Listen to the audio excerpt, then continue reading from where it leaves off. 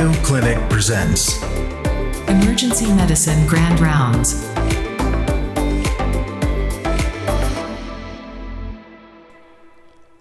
Hello, and welcome to Always On EM. My name is Venk Belamkonda. This is the mid-August Grand Rounds episode of our Emergency Medicine podcast from the Mayo Clinic Department of Emergency Medicine. It's been a while since we gave some shout-outs, and Alex and I wanted to do that like we used to when we first started this thing. We only get to see the names of the people who follow us on the Podbean platform, but first, thank you to everyone who's subscribing, rating, commenting, or just listening to the show on any of the platforms that you're using. Thank you to you and everyone around you that are doing that. Specific shout out, though, to Ahmed Maya for following us on Podbean. Also, shout out to one of our recent amazing graduates, Dr. Rebecca Leff, who you may have heard on one of our episodes earlier this year. She is now following us on Podbean. Thank you, and we hope that the world is treating both of you very kindly. We received some emails recently to alwaysonem@gmail.com, and we love hearing from you about your ideas, desires for content, feedback on what we're doing well and what we could do differently to serve you better. So please continue to do that. In particular, we are bouncing around the idea of offering continuing education credits for those of you listening to the show. We'd love to know how you feel about this change. Is it worth our time for us to invest to do that? Would you take advantage? All of your thoughts are welcome. We recently had a fantastic discussion with Dr. Lacey Shue about some regional anesthesia practices that you could bring to your next shift. And then this month's core episode was on anaphylaxis, specifically related to contrast-induced anaphylaxis, and had some fantastic pearls from Dr. Ronna Campbell. So if you're behind on some episodes, make sure you go back and get caught up when you have a minute. Maybe you're out walking the dog in this beautiful end of the summer period, or you're hanging out by the pool, or whatever you're doing, taking a great hike. Get caught up. Finally, as medical students throughout the United States begin the process of away rotations and interviews, if you're listening and that's you, we just want to wish you well on this exciting new phase. Remember to do your best and have fun meeting all the different patients and teachers. Try and learn as much as you can from everyone. And try to focus on representing yourself as well as possible rather than trying to fit what you think that the people around you want or the residency wants from you. That's the only sure way I know for you to be able to sleep well at night, no matter what happens. In the end, you want to be in a place that sees you for who you are and is excited about you, wanting to help support you when you need it and the areas you need it, as well as let you fly in the areas that you're ready to fly. So, best of luck. Feel free to reach out to Alex and I with anything that you need from us or that we can help you with. And please check out our residency here in Minnesota in emergency medicine. We would love to see you and be able to meet with you in person and see if this is a good fit for you and if you're a good fit for us. So check us out. Okay, now to today's show. This is a great episode for several reasons. There is bread and butter disease being rethought and reimagined for today's health constraints. And this show shows how we should continue to look at even things that seem so well codified to see how we could do them better and more efficiently. Also, as Dr. Carpenter will outline at the very end, this is a mental inspiration for us all to think about how we can battle overcrowding and access to inpatient health resources for our communities and patients without having to wait for the hospital to make the changes first. We ourselves in the ED can be part of the change or influence or drive that change, and we can all benefit in the community. For these and many more reasons, I'm excited to share a talk from this past winter when we had the amazing health quality leader, Dr. Rich Griffey, join us in Minnesota to teach us. He's being introduced by Dr. Chris Carpenter, so grab your popcorn, a soda of your choice, and as always, thank you for listening. It's my pleasure to introduce Dr. Griffey. Rich and I worked at WashU together for 15 years. He's the professor and vice chair for quality and safety in the Department of Medicine at WashU. He completed a residency at the Harvard Emergency Medicine program at Brigham and Massachusetts General in 2001. Got an MPH from Harvard School of Public Health in 2004. He also completed the Patient Safety Fellowship with the National Patient Safety Foundation and the Institute for Healthcare Improvement, and got a KM1 award in comparative effectiveness research. He served on the faculty at Brigham and Women's until 2007, and then joined Washington University as the Associate Division Chief of Emergency Medicine and Course Master in the WashU Institute for Public Health. He's held multiple leadership roles in the quality infrastructure of the American College of Emergency Physicians, including chair of the Quality Improvement and Patient Safety Section and Quality and Patient Safety Committee.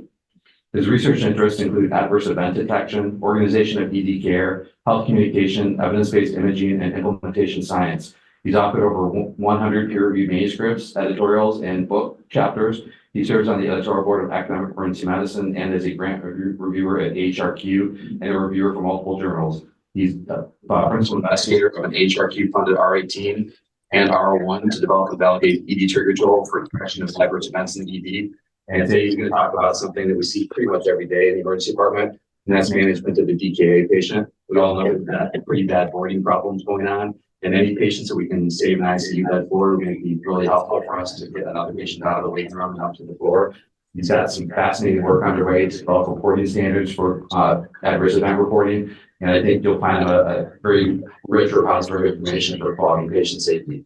So thanks for coming. Thanks for having me. I've never been here before. It's I'm saying it's a balmy 33 today. So my main interest is in quality improvement and patient safety, and this work was sort of born out of some observations of quality issues we had related to DKA and patients going to the floor and opening up a gap and getting feedback on that and trying to improve. And we kind of tightened our approach to standardize our approach to DKA management. And then this was sort of work that built upon that. So I'm going to talk to you today about what we call the SQuID protocol, subcutaneous insulin and diabetic ketoacidosis. And our first round of that, and then our follow-up study is called SQuID. And it was expanding upon that and built in some additional outcome metrics. So I have some grant support from HRQ and from our hospital foundation that helped fund this. And so, as Chris alluded to, here's the problem. So we have these patients who are in diabetic ketoacidosis.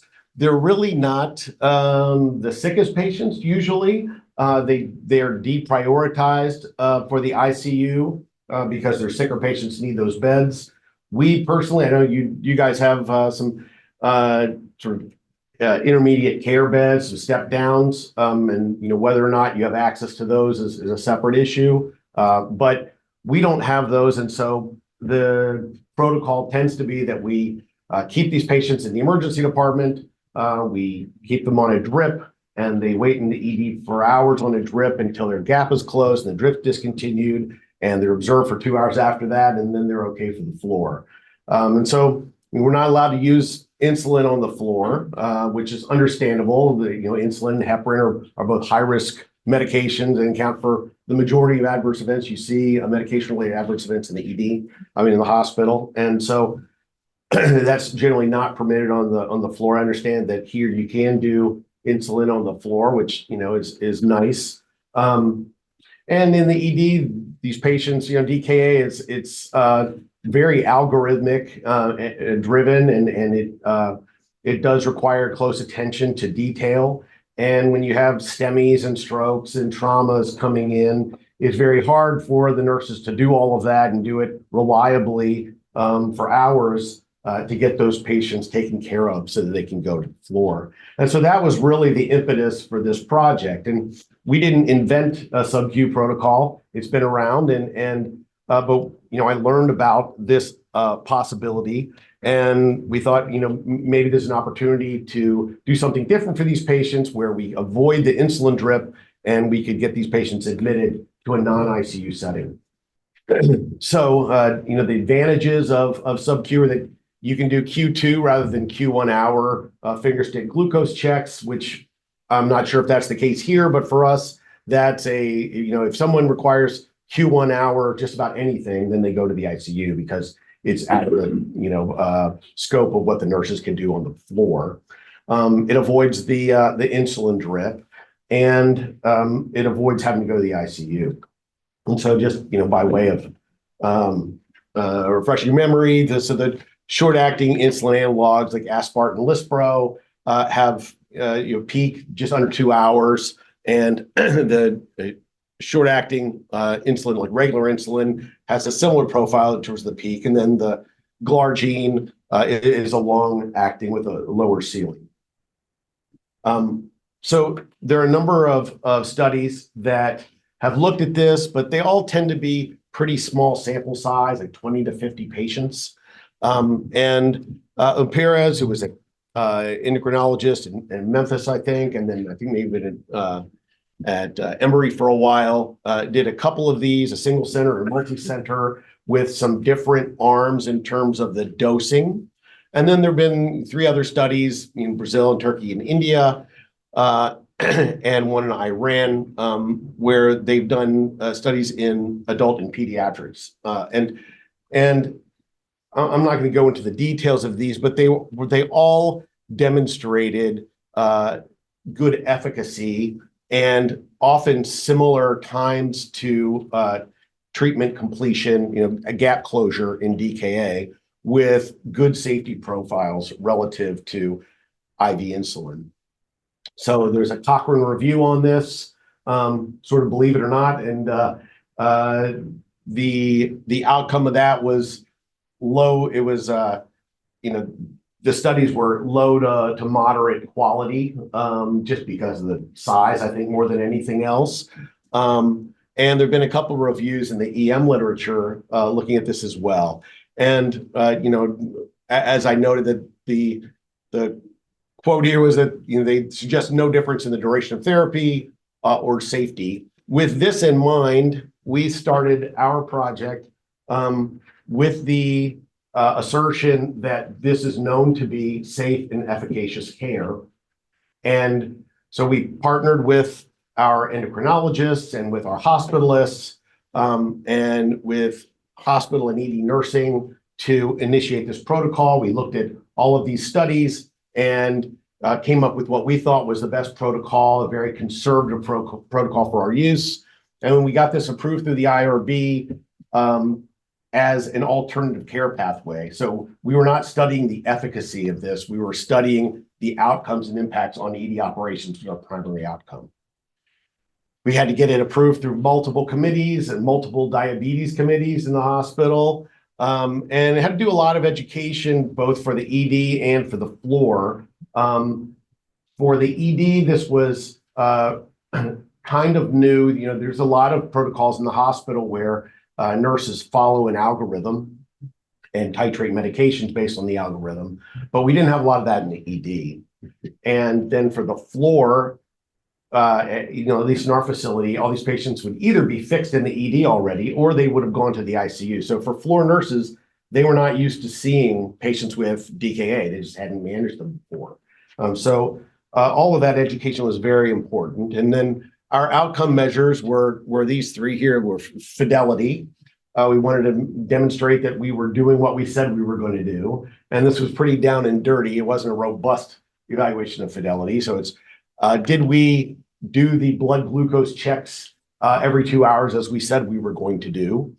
And safety was, how often did you have to give rescue dextrose for episodes of hypoglycemia? And then our operational metrics, the primary outcome was ED length of stay. And we also looked at ICU admission rate. All of our data was kind of electronic data capture. So we didn't do any manual review for this except for data integrity checks. We just pulled it, retrospectively through our EMR. And we looked at year, like end over end, year, not year, but actually, I'll show this in a second. For our ICU admit rate, once you do your intervention, we had to have a comparison group. So we looked at prior to intervention and then prior to COVID, because this happened during the COVID period. And we wanted some kind of comparison about how we looked at, compared to historical controls. So we had some pretty standard exclusion criteria for studies looking at management of DKA. So if you're pregnant, if you're under 18, and I'm not going to read all of these to you, but I think probably the most important one here was this last one, because when we put the protocol in place, you couldn't just send a patient to any floor, because that would have been a lot of training for different nursing staffs all over. And they would never get the volume, so they wouldn't have the competency to do it. So everyone was cohorted onto one floor, which was the one we could only bargain for to get, and it was an inpatient obs unit. So these patients, if they were too sick for that floor, if you thought the patient wasn't going to make it out within 24, 48 hours, and they had other stuff going on, then they would be ineligible. And so in some ways, you'll see later that it's a bit of a foregone conclusion that if you have these shorter stays and these patients are less sick, that you might expect that you're gonna have improvements in ED length of stay and getting them out if they have a dedicated place to go. But that notwithstanding, this was still sort of a proof of concept that you could do this. Rich, was that last criteria just subjective for the physician and nurse? That was subjective for the physician. Yeah, The admitting physician and the usually ED physician. Yeah. So this is a sort of standard ADA, American Diabetes Association, severity index. The relevant, all of them are, over 300. So if you have a pH of less than 7, then you're severe DKA. If your bicarb's less than 10, you're severe DKA. And so those people would be excluded from admission to a floor. Anyone who's in severe DKA would just go to the ICU, but the other patients would be eligible. And so here was our protocol. When a patient comes into the ED, and some of this predated this study, when a patient comes into the ED, they're asked whether they're diabetic, and if they answer yes, then they get a finger stick blood glucose check. And if that's 300 or greater, then they get a point of care blood ketone test. And if that is 1.1 or greater, then they're ketotic, and that launches BPA and EPIC for the nurses, and they have some standing orders. They order a VBG, and it also and some other blood work sends a BPA to the physicians to this patient may be someone in DKA, and the labs are pending. So sort of be on the lookout for them, and it prompts them to order a fluid bolus. So when we use that prior severity index, and it pulls the labs in automatically and calculates for you whether the patient is by labs mild, moderate, or severe. So if it turns out that they're not in fact acidotic, then you might get a BPA that shows you this person's not in DKA, and so they're out of the pathway, right? We do see some odd cases of either euglycemic DKA or people who were maybe early DKA, but they haven't really become acidotic yet. And so had to be, for the purposes of the study, had some distinct cutoffs, but in clinical practice, there's a little bit of leeway in this regard. So if you were severe, you have to go to the ICU. And if you are in mild to moderate DKA, then it displays these different exclusion criteria. And if you don't have any of those, then you are eligible for SQuID. And so if you're on SQuID, then you get started on this protocol, and you can put the mission bed in right away and get that patient. They continue on the same protocol as an inpatient. So sort of seamless in that regard. Although even with this protocol, sometimes there's not beds available there, and a patient may end up waiting in the ED for a while, even for a SQuID bed. So here's our protocol. So if you looked at that table of those prior studies, there was a number of different either dosing or bolus dosing or timing changes. We picked what we thought was a pretty conservative approach. So 0.2 units per kilo bolus, and then 0.2 units per kilo for subsequent Q2 hour administrations if their blood sugar is still greater than 250. And then an adjustment to 0.1 unit per kilo after they're less than 250 and on a dextrose-containing fluid drip. And we got chicken, and so we made a cap. Our max was 24 units, just because it makes me nervous giving someone a bolus of 30 units of insulin. So, that's a little bit arbitrary, but that's the cap that we put in place. And the control group, the regular insulin protocol, is pretty typical, I think, of what most places use. So 0.1 per kilo bolus and a 0.1 per kilo per hour drip, and dextrose once you get to 250, and then we have some titrations in there for the nurses to use for different blood glucose ranges.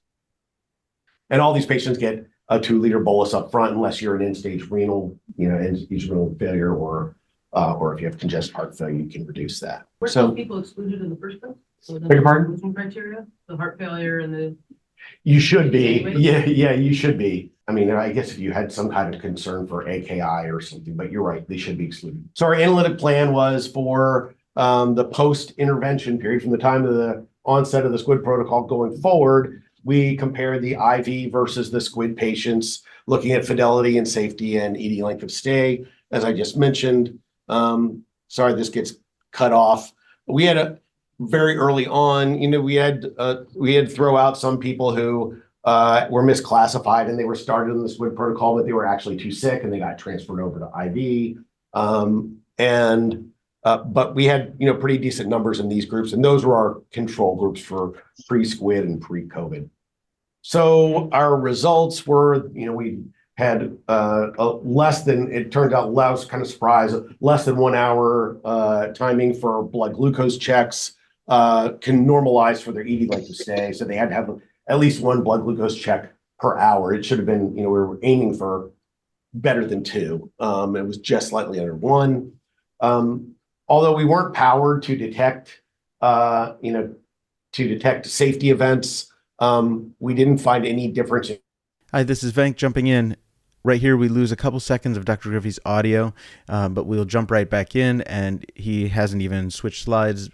Just to set the stage, the slide that he is referencing right now, when the audio cuts back in, has some data on it. There's impact on ICU admissions, pre-COVID, 49.1%, pre-SQuID, 46.0%, post-SQuID, 42.9%. Okay, I'm going to jump you back in. Adverse event usually requires a huge amount of power because they're pretty uncommon. So we didn't find any difference in groups in safety.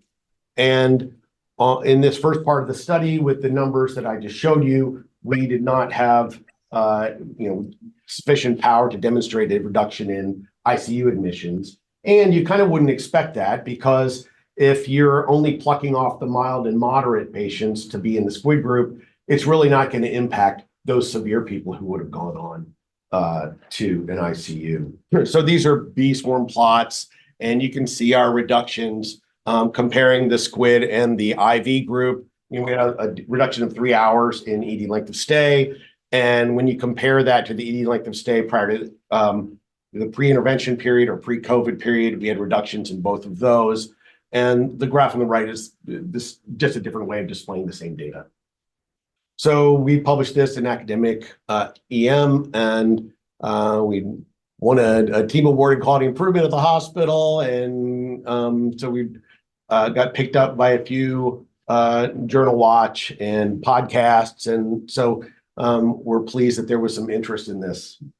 And the limitations in this study, like I mentioned, it's you would expect that if you have this population that is easy to admit and they're lower severity, that well, of course, you're going to have a lower ED length of stay. And but we weren't prepared. I mean, we didn't want to randomize patients to this because we weren't really looking at efficacy. We were looking at what are the potential impacts of implementing a protocol like this. What could it do for us in terms of saving patients time in the ED and opening up ED beds? The other thing is that during COVID, there were very odd things that occurred. At times, like the target floor where we would admit these patients was designated as a COVID floor, so we just couldn't get patients there on SQuID unless they were SQuID plus COVID. And there were times when we had no ICU beds, and then there were other times when we only had ICU beds. So it was an odd time to do studies like this. And I think in general, this blunted the magnitude of the effect of our results. We felt like we demonstrated that it was effective, and even though that wasn't a primary outcome, like all these patients got better. We had equivalent safety, and we were able to reduce ED length of stay. There was this trend towards a reduction in ICU admission rate, and I'll show you our subsequent data on that. We learned that partnership and education are really important for projects like this, and we had to kind of monitor often for how physicians were using this, because I think early on people felt like if they wanted to give a sub-Q dose of insulin, they would try to pop onto the order set and use it, but then not do all of it, or they would start someone on who really wasn't appropriate and should have been excluded. We didn't find that many missed opportunities. I think emergency physicians were very much on board with, hey, I can get this patient better and get them out of the ED faster. And so it sort of like made a case for itself. As I mentioned, there were those different aspects of nurse education that were important. In general, we were pleased that there's an appetite for people to implement something like this. I get other hospitals in our healthcare system reached out to see if they could use the order set. And I said, well, it's not really just an order set. It's a lot of other stuff that goes with it, but we're working towards that in a few of them. And having a silly or catchy name helps get your project known about and accepted. And we also had a number of questions that we didn't answer that we thought would be interesting to follow up on. One of them was, in some of the comments of some of these journal feeds, I sort of trolled through the comments that people put in. And some people said, well, I'll wait until there's a little more data on efficacy before we put this in place. And we were wondering, whether I really didn't like the idea of just limiting this to a single observation unit in our hospital, but I do recognize the importance of nurse education and maybe cohorting these patients. I wouldn't want to just send them to any floor and the nurse is like, I've never cared for DKA. What do I do? What is this SQuID protocol? What are we talking about here? And we know that in the ED, our staff seem to really like SQuID, but how do the nurses feel? How do the nurses on the floor and how do the doctors feel? What about patients? Does it matter to them whether they're getting Q2-hour sub-Q injections versus a drip? And are there modifiable factors that we might be able to identify that could prevent DKA in the first place? And so, that prompted our second study, the SQuID study, and we got another hospital grant for this. And the E's were expansion, efficacy, experience, and equity. And so we expanded our protocol to include another floor, like a regular medical floor. And this also allowed us to take sicker patients who didn't have to meet the standard of being there for 24, 48 hours. It also gave us an opportunity to potentially demonstrate an impact on ICU admissions, because now it could siphon off some people who might otherwise go to the ICU because they can't go to the floor. And we had, instead of electronic data capture, we had people doing near real-time record reviews to look at specific metrics like time to gap closure, time to glargine administration, et cetera, et cetera. And then once the anion gap closed, they would contact patients on the floor, usually by phone, to assess their satisfaction with sub-Q insulin or IV. And we used these different, we have a tool I'll show you in just a second, one for patient satisfaction and one for gathering social determinants of health data, and another for the brief health literacy questionnaire. And then we assessed staff satisfaction as well. So when someone cared for a SQuID patient, we would receive a list every day of those patients, and we would review the record to see who was the doctor in the ED and the resident in the ED and the nurse in the ED, and then on the floor, the hospitalist and the resident who cared for the patient like the most. And we would send them the questionnaire by email. And so that's how we got those data. So again, our outcome measures for this were, one was on an efficiency, and those were, again, fidelity, but instead of blood glucose, we looked at time to glargine administration and time to dextrose containing fluids administration.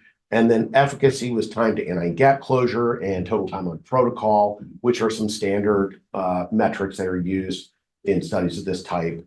And then efficiency was time to bed request, which was hoped to offset the boarding issue. So if everyone's boarding a whole lot, then your total ED length of stay is less good of a metric for looking at impacts of an intervention like this, potentially.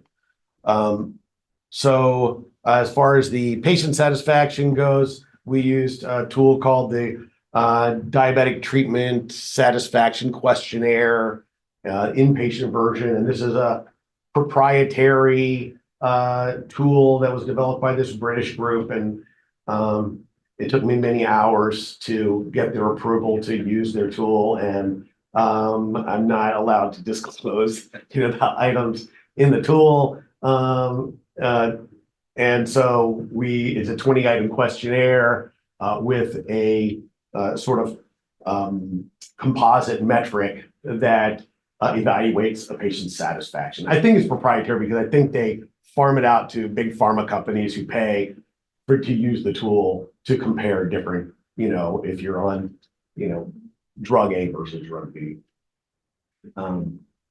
And for the staff acceptability, we used a tool called the Theoretical Framework of Acceptability, and it covers these domains there over on the right. And here's actually the questions that we used on the left to ask staff. And so the staff would, nurses and doctors and residents, and would receive the email with a link to REDCap.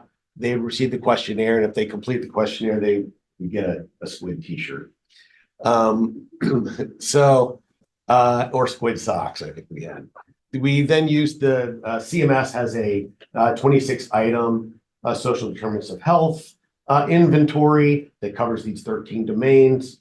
And we would ask these patients those questions. These are 3 self-reported brief health literacy items that have been used in various health literacy studies and have actually been shown to be pretty useful, although a lot of health literacy researchers don't like self-reported metrics in general, but they were easy to collect. And so, here's our results. This is our population. This is from March to December, and this study's ongoing. We're hoping to enroll ultimately up to 400 patients, although I have to say that, prior to COVID, we had 6 to 10 patients in DKA per week.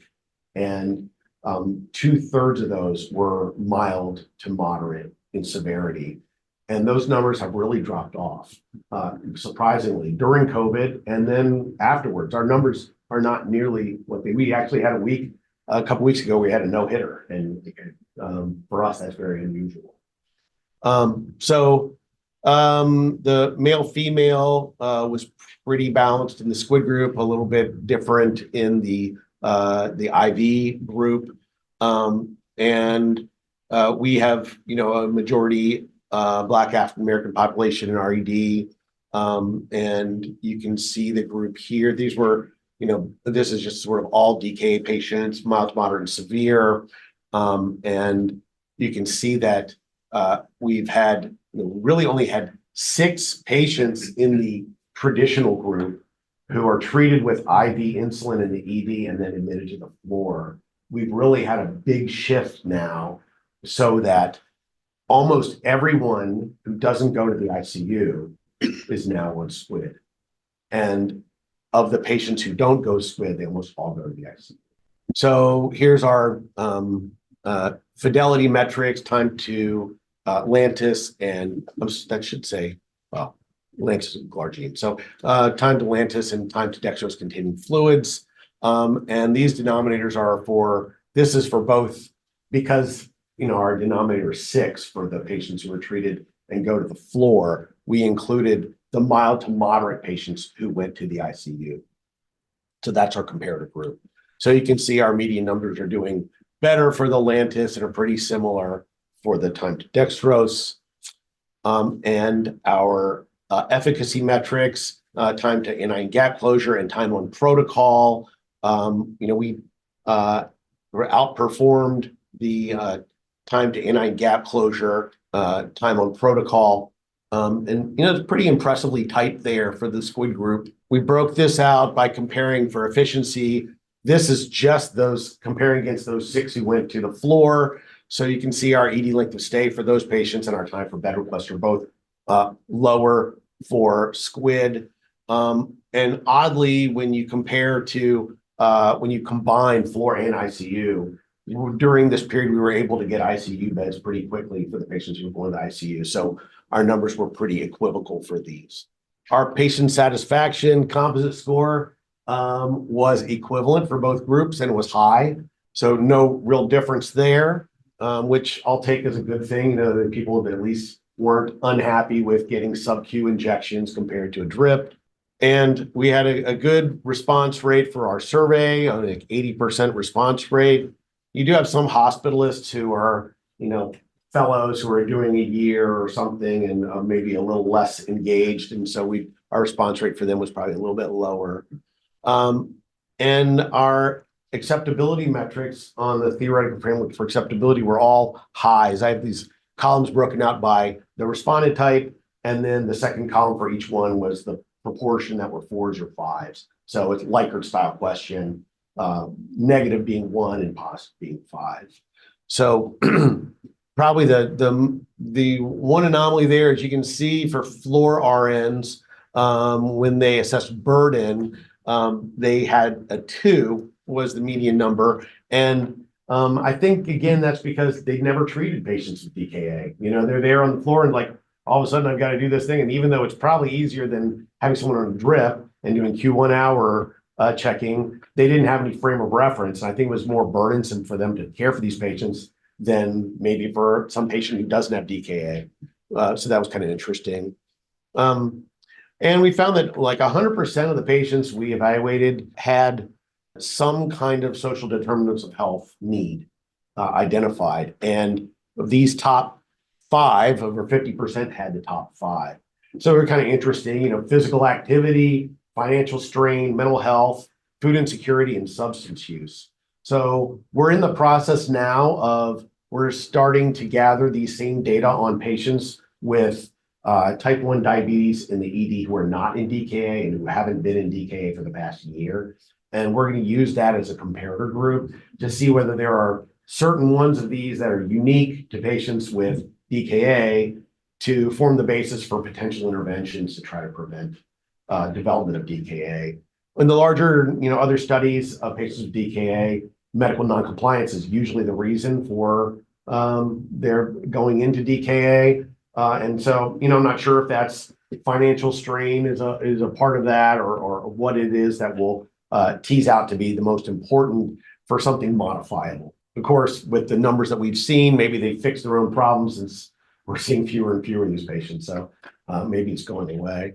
Our health literacy numbers were surprisingly high. I've done prior health literacy research in RED and the prevalence was pretty high.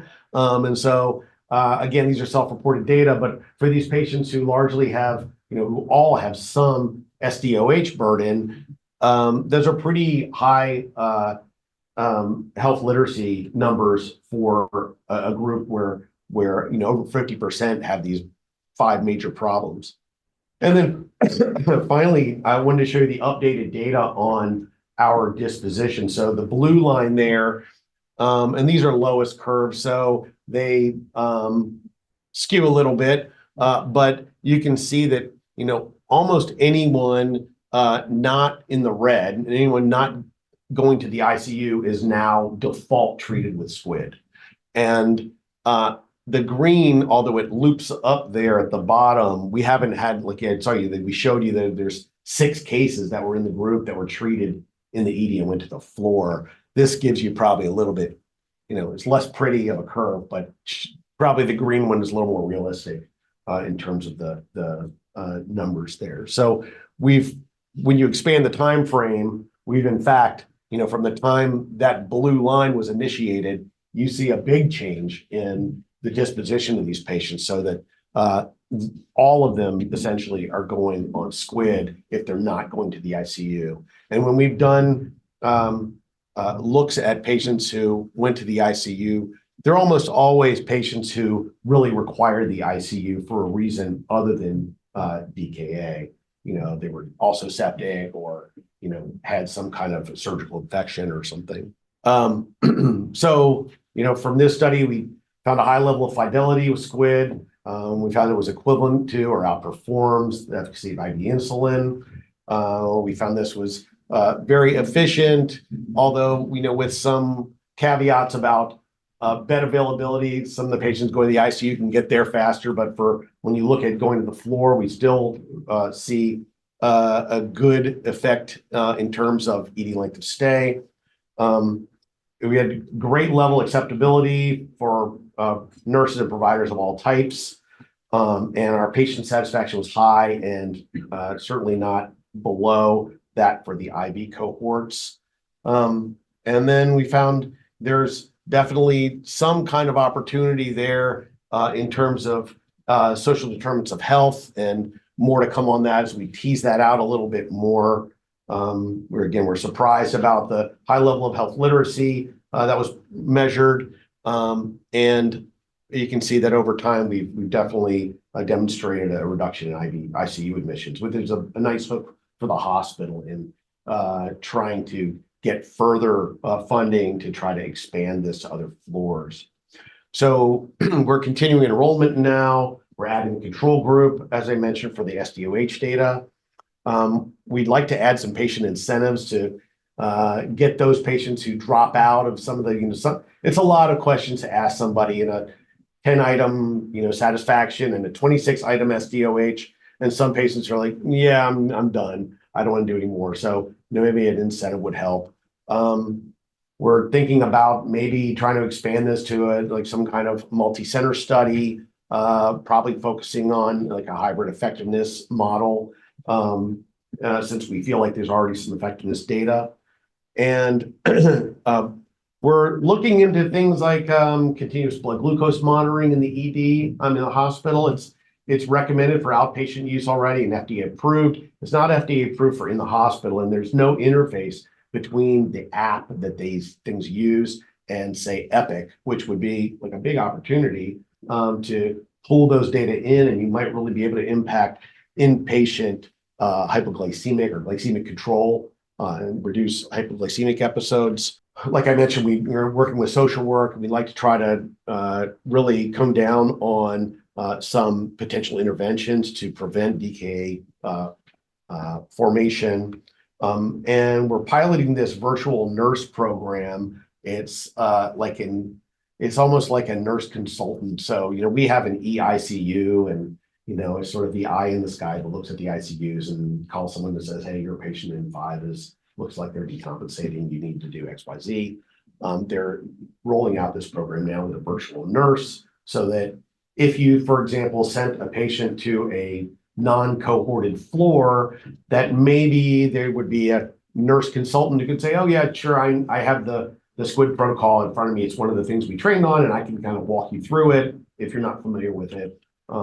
So we'll see if that flies, and we'd like to take advantage of something like that so that we can expand this in a way where we're not, when we expanded this to include additional medical floors, we found that the turnover on that floor is low. And so the bed availability is low. And so everyone gets pushed to this observation unit, whether they really meet the criteria for that or not. Even people who are there pushing up against that 48 hours, the hospitalists like the protocol, and so do the floor nurses. And so they're push them to there anyway. So, and if you don't get enough volume, competency is hard to maintain from the nursing side.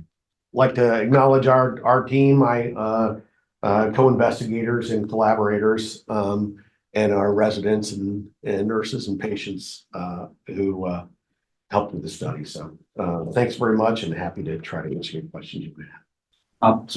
The reason I wanted Rich to present this is because I know we're all frustrated with boarding, that in our careers, that's only going to get worse. I think we're not going to build more hospitals. We're not going to build bigger hospitals.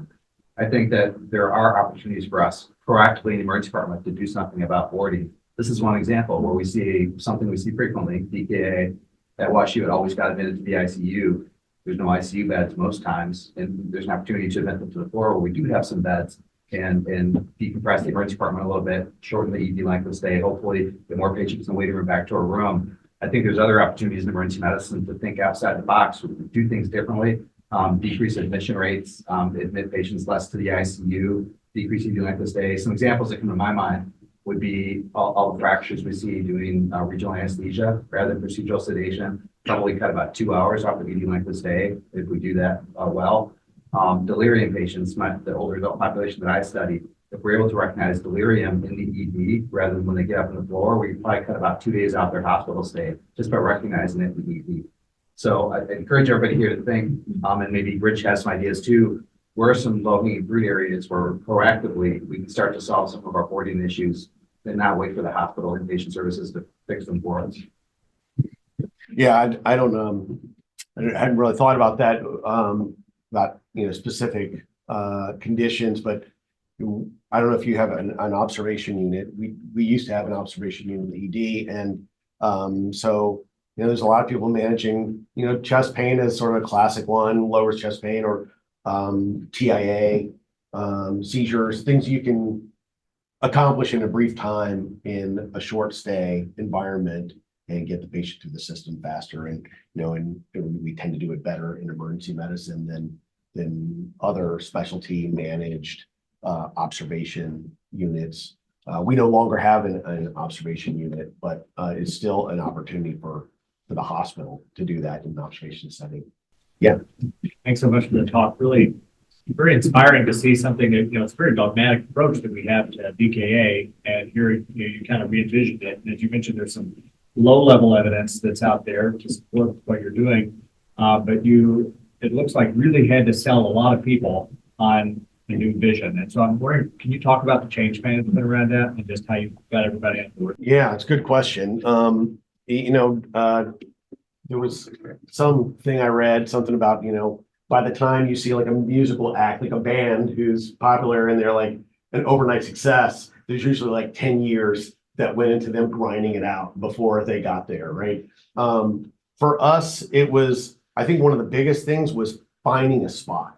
We really didn't want to do it in the observation unit in the ED, and we were in the course of losing that obs unit, and the medicine service opened their own that was sort of competing, and the C-suite of the hospital didn't want to maintain an observation unit in the ED. So that wasn't a good spot for us, and so we had to really get someone from the medicine, and especially the medicine nursing side, to sign off on where can we send these patients. And I knew that over in our children's hospital next door, they would care for DKA all the time in a non-ICU setting, and they called it like the sugar floor.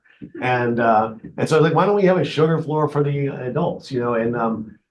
So this was an opportunity that came up, and in the course of, from the time we really came up with a plan to when we executed it, we probably had gone through 2 or 3 different nurse managers who had come along. But we were able to get that buy-in, and then we got like a foundation grant from the hospital. And beyond that, I think the ED is very open to new things like this. It's often other services, and having an endocrinologist on our team was very helpful. We had a few, we have some great endocrinologists, and especially some of the younger ones, a few of the crusty older ones who were like, had to take some convincing. And also pharmacy really helped us with making the case for doing this, and helped us navigate some of these many hurdles, the meetings that we had to get through to get it put in place.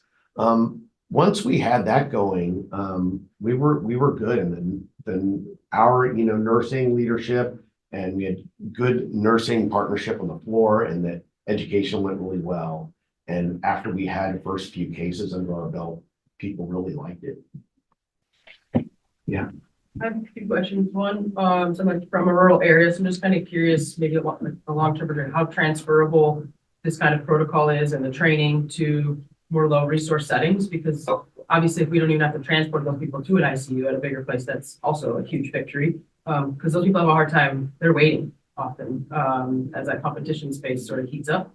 And then my other question was just, as CGMs have become more accessible and popular, one, I wonder if that's part of ideally why some of the frequency has gone down, but have you matched that up with anything related to like the SDOH type of stuff? So those who do or don't have CGMs, what is their health literacy and what is their financial situation? And I don't know, I just wonder if those might. Yeah, we didn't really collect data on CGMs this first go around. I found out that our endocrinologists had this stash of CGMs that they will give patients on discharge.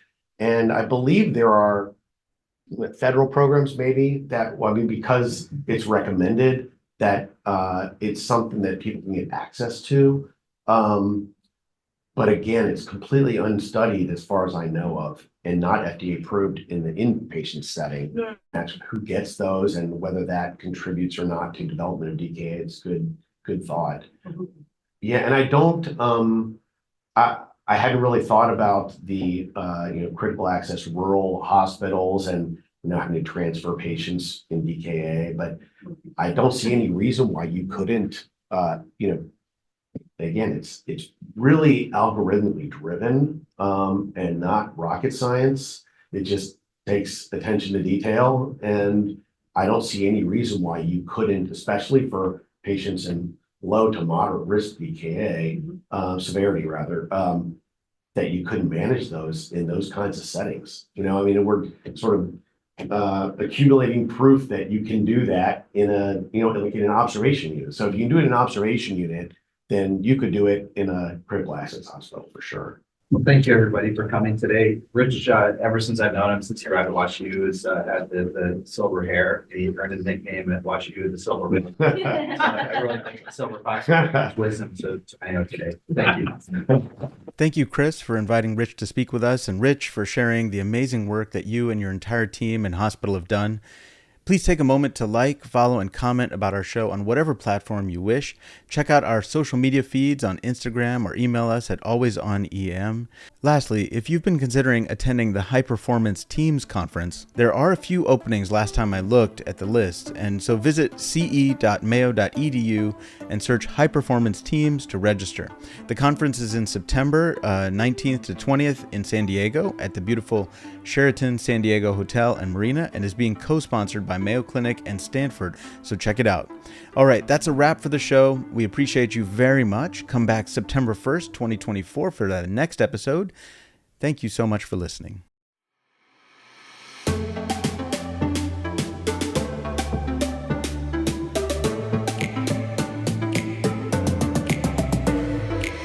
The Always On EM Podcast. Emergency Medicine Grand Rounds.